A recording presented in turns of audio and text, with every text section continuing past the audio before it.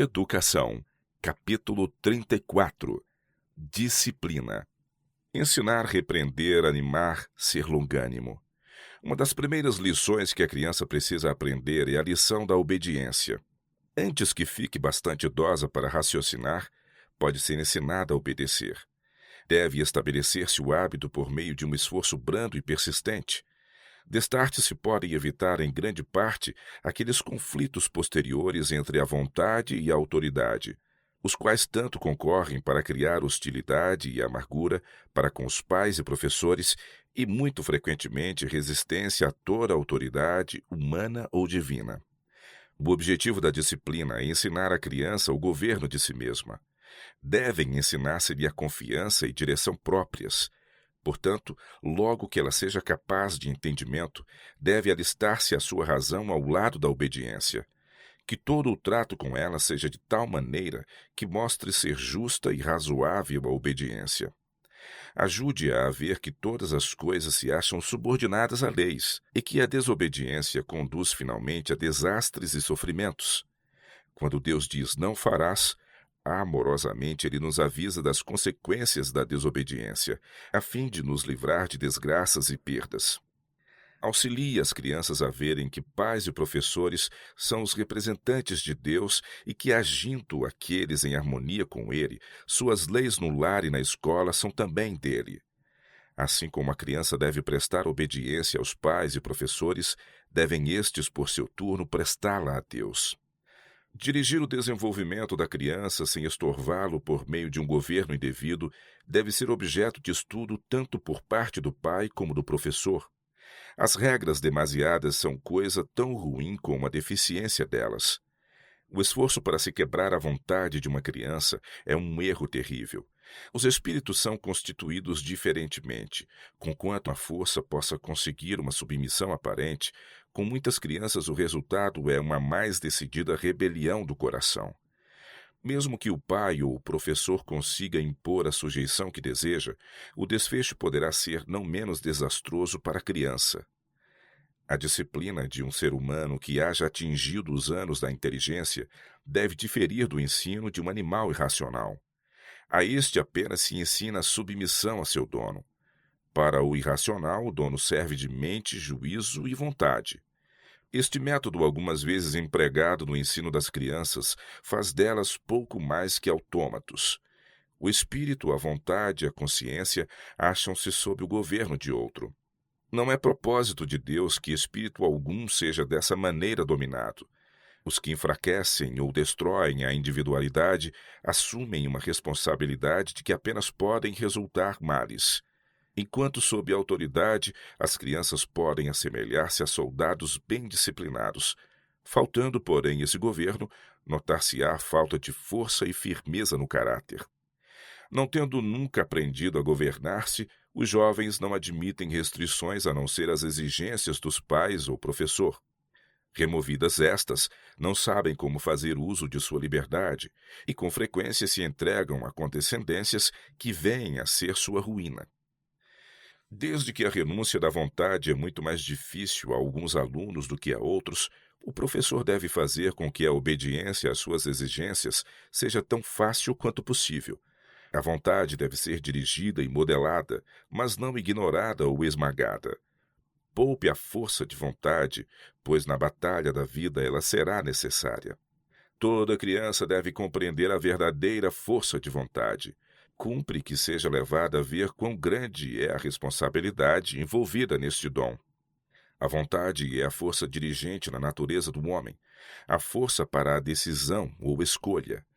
Todo ser humano dotado de razão tem o poder de escolher o que é reto. Em cada incidente da vida, a palavra de Deus para nós é: escolhei hoje a quem sirvais.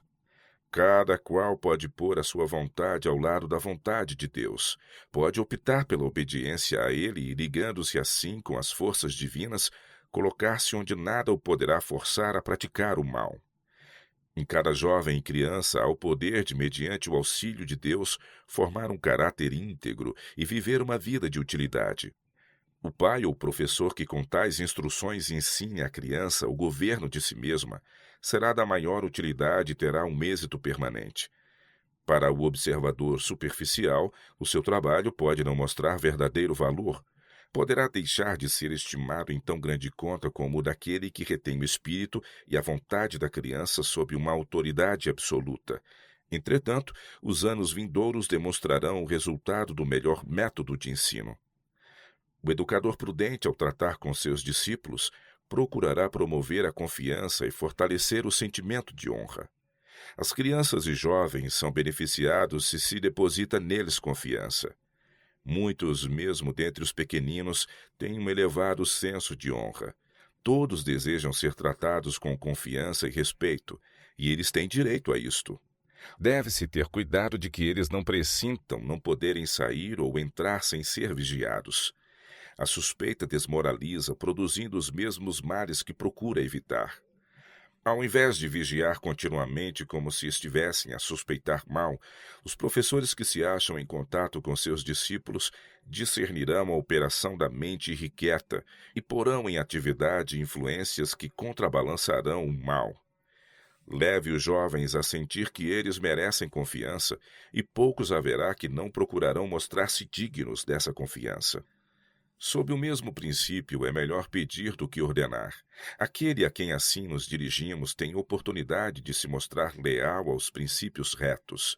Sua obediência é o resultado da escolha em vez de o ser da coação.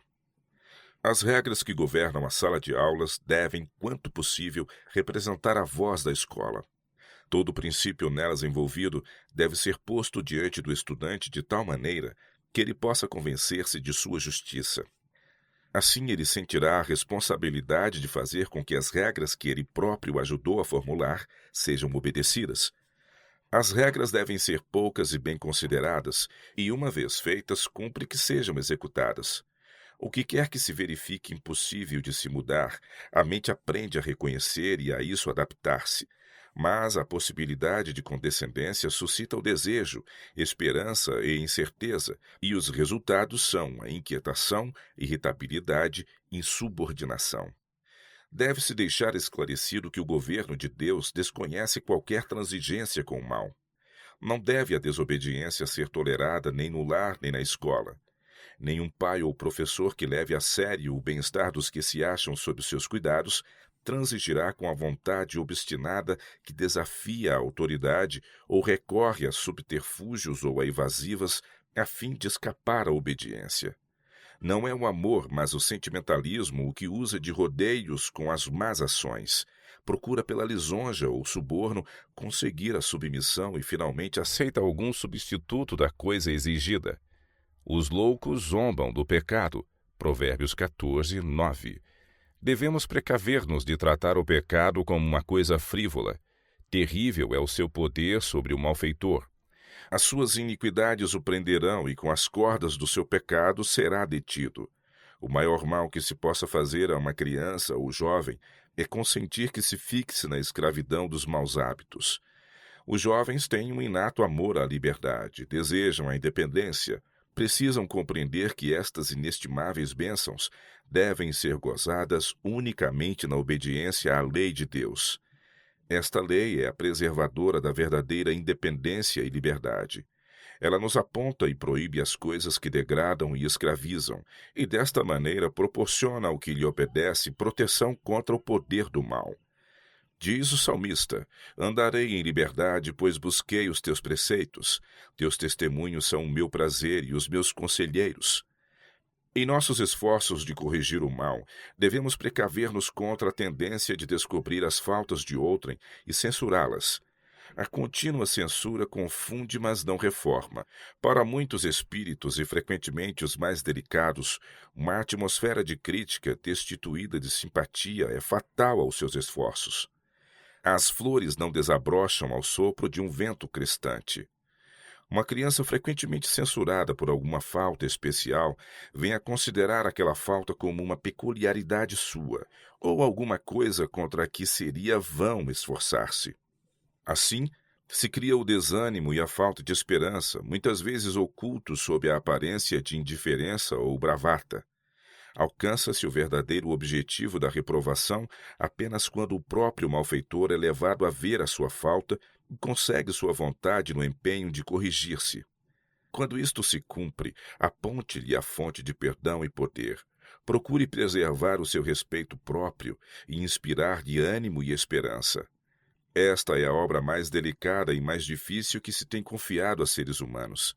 Exige o mais delicado tato, a maior susceptibilidade, conhecimento da natureza humana e uma fé e paciência oriundas do céu, dispostas a trabalhar, vigiar e esperar. É uma obra que nada sobrelevará em importância. Os que desejam governar a outrem devem primeiramente governar-se a si mesmos. O tratar apaixonadamente com uma criança ou jovem somente despertará o seu ressentimento. Quando um pai ou professor se torna impaciente e está em perigo de falar imprudentemente, fique em silêncio. Há um maravilhoso poder no silêncio. O professor deve esperar encontrar disposições perversas e corações rebeldes. Mas, ao tratar com eles, nunca deve esquecer-se de que ele mesmo foi criança, necessitando de disciplina. Mesmo agora, com todas as vantagens da idade, educação e experiência, muitas vezes erra e necessita de misericórdia e perdão. Tratando com jovens, deve ter em vista que está a tratar com os que têm inclinações para o mal, idênticas às suas próprias. Eles têm quase tudo a aprender e, para alguns, isso é muito mais difícil do que para outros.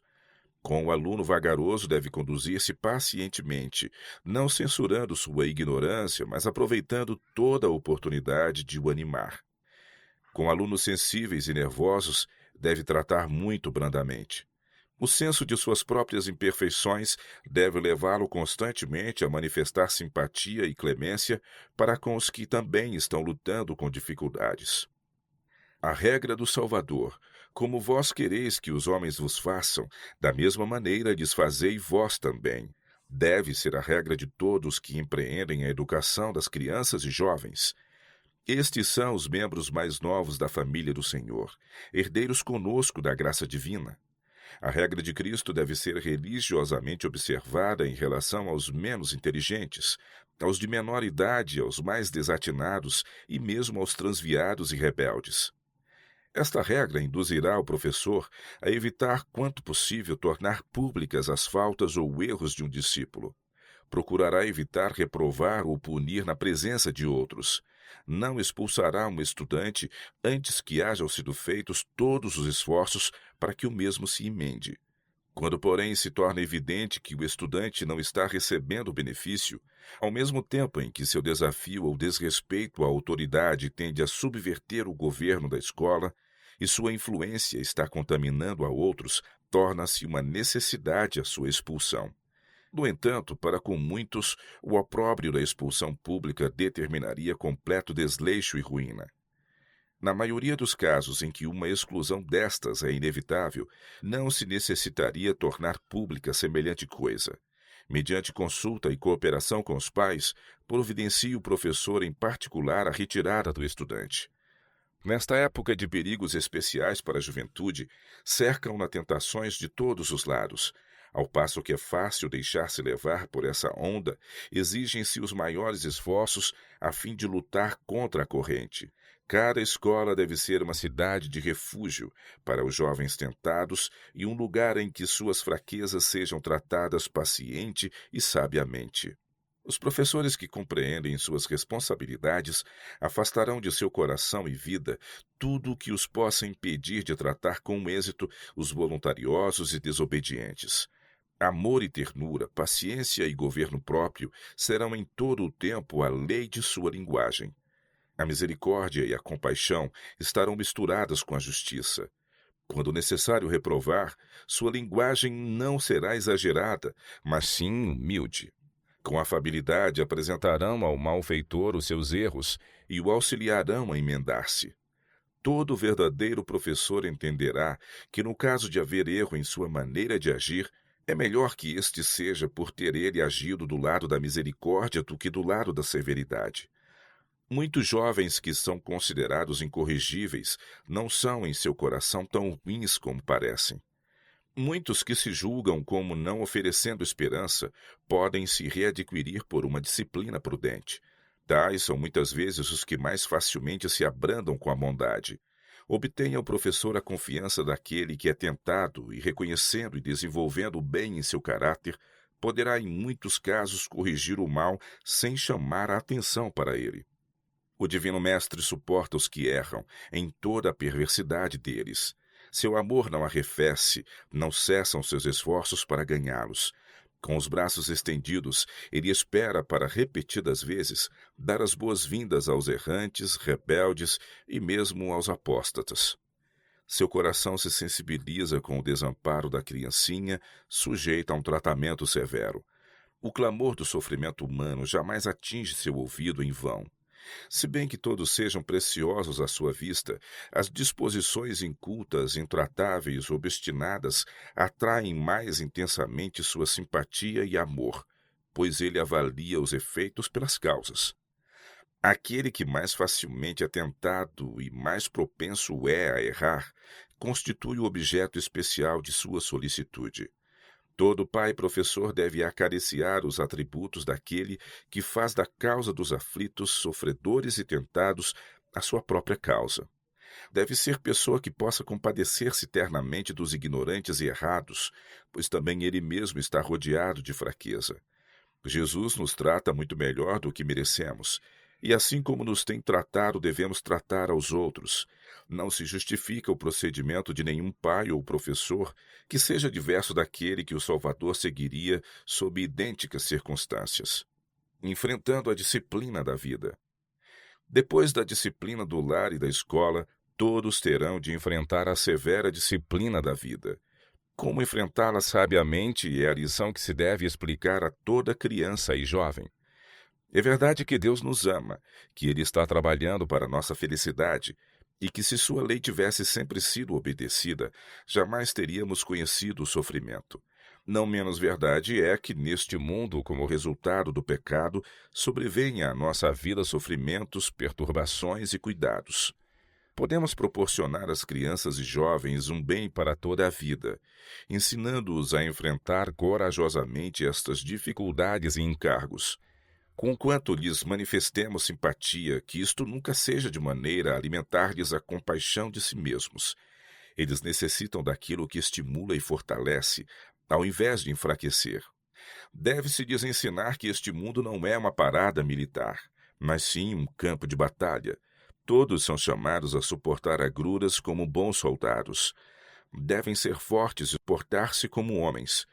Ensine-se-lhes que a verdadeira prova de caráter se encontra na disposição para suportar encargos, assumir difíceis posições, efetuar o trabalho que precisa ser feito, ainda que não alcance nenhum reconhecimento ou recompensa terrestre. O verdadeiro meio de tratarmos com as provações não é procurar escapar-nos delas, mas transformá-las. Isto se aplica a toda a disciplina, tanto a da infância como a posterior. A negligência dos primeiros ensinos à criança e o consequente fortalecimento das más tendências tornam sua educação posterior mais difícil e fazem com que a disciplina seja muito frequentemente uma operação penosa. Penosa deve ser para a natureza inferior, contrariando como faz aos desejos e inclinações naturais, mas tais penas devem se perder de vista na perspectiva de uma maior alegria. Ensine-se à criança e ao jovem que todo erro, toda falta, toda dificuldade vencidos se tornam um degrau no acesso a coisas melhores e mais elevadas. É mediante tais experiências que todos os que tornaram a vida digna de ser vivida alcançaram êxito. As culminâncias pelos grandes homens atingidas e mantidas não se conseguiram por uma luta súbita.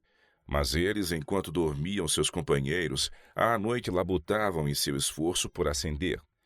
Elevamo-nos pelas coisas que estão sob nossos pés, pelas coisas que conquistamos, boas e valiosas, pela disposição do orgulho e morte da paixão, e vitória sobre as montanhas que a todo instante encontramos. As coisas comuns todas, os acontecimentos de cada dia, que no momento se iniciam e no momento terminam, nossos prazeres e descontentamentos, são degraus por que podemos ascender. Não devemos atentar nas coisas que se veem, mas nas que se não veem, porque as que se veem são temporais e as que se não veem são eternas. A permuta que fazemos ao renunciar desejos e inclinações egoístas é uma permuta do inútil e transitório com o precioso e duradouro. Isto não é sacrifício, antes infinito ganho. Algo melhor é a senha da educação, a lei de todo o verdadeiro viver. Cristo oferece, em lugar do que quer que nos ordene renunciar, algo melhor. Muitas vezes os jovens anelam objetivos, consecuções e prazeres que podem não parecer males, mas que deixam de ser o mais elevado bem. Desviam a vida do seu mais nobre objetivo. Medidas arbitrárias ou ataques diretos podem deixar de produzir efeito no sentido de levar estes jovens a abandonar o que têm na conta de precioso. Sejam eles dirigidos a algo melhor do que a ostentação, ambição e condescendência própria. Ponde-os em contato com uma beleza mais verdadeira, com princípios mais elevados e com mais nobres vidas. Induza-os a contemplar aquele que é totalmente desejável. Quando o olhar se fixa nele, a vida encontra o seu centro. O entusiasmo, a devoção generosa, o apaixonado ardor da juventude encontram aqui seu verdadeiro objetivo. O dever torna-se um deleite e o sacrifício um prazer. Honrar a Cristo, tornar-se semelhante a Ele, trabalhar por Ele, será a mais elevada ambição da vida e sua máxima alegria. O amor de Cristo nos constrange. Desde a antiguidade não se ouviu, nem com os ouvidos se percebeu, nem com os olhos se viu um Deus além de ti, que trabalhe para aquele que nele espera.